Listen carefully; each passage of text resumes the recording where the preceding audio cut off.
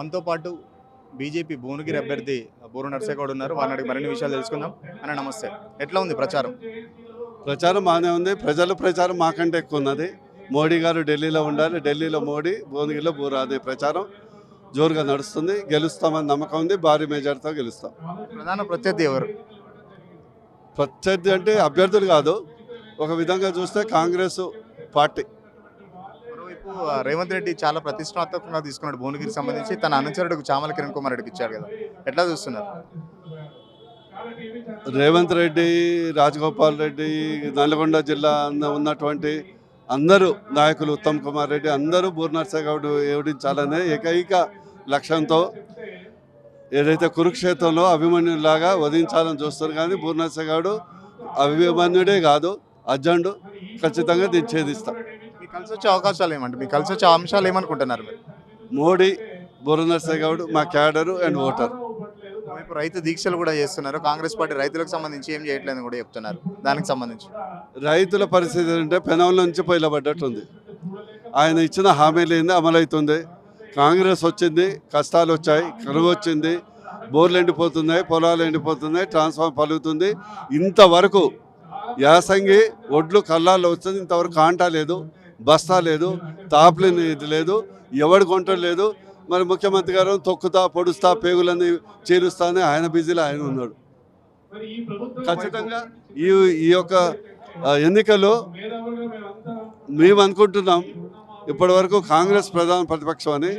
చూడబోతే ఏంటంటే మాకు ప్రధాన ప్రతిపక్షం బీఆర్ఎస్ అయినా కూడా ఆశ్చర్యపడవలసిన అవసరం. ఎందుకంటే బీఆర్ఎస్ ఇక్కడ ఓడిపోయింది, కాంగ్రెస్ గవర్నమెంట్లో ఉంది కదా. మీరు కాంగ్రెస్ కాదని బీఆర్ఎస్ ఎత్తుకుంటున్నారు అంటే మీరు గతంలో బీఆర్ఎస్లో ఉన్నారని అట్లా వ్యతిరేకత వచ్చింది, ప్రజల్లో వ్యతిరేకత వచ్చింది.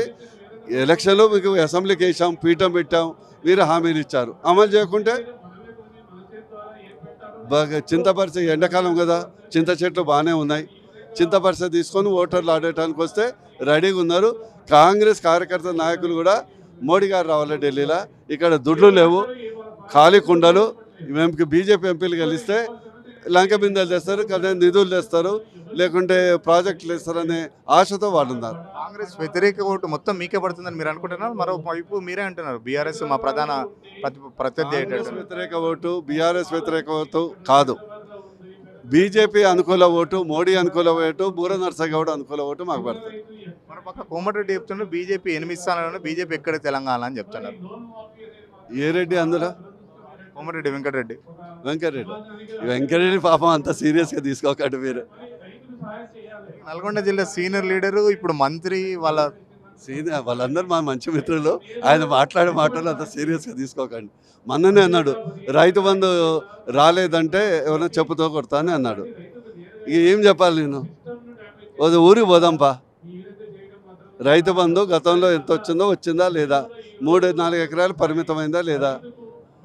ఇక ఆయన అంతా సీరియస్గా మీరు తీసుకోకండి. ఆయన ఏదో ఫ్రస్ట్రేషన్లో ఉన్నారు. మొత్తానికి ఎన్ని సీట్లు గెలవబోతున్నారు తెలంగాణలో? తెలంగాణలో ఎన్ని సీట్లు గెలవబోతుంది బీజేపీ? 12 సీట్స్, మినిమం 12 సీట్స్, తక్కువలో తక్కువ 12 సీట్లు. Thank you.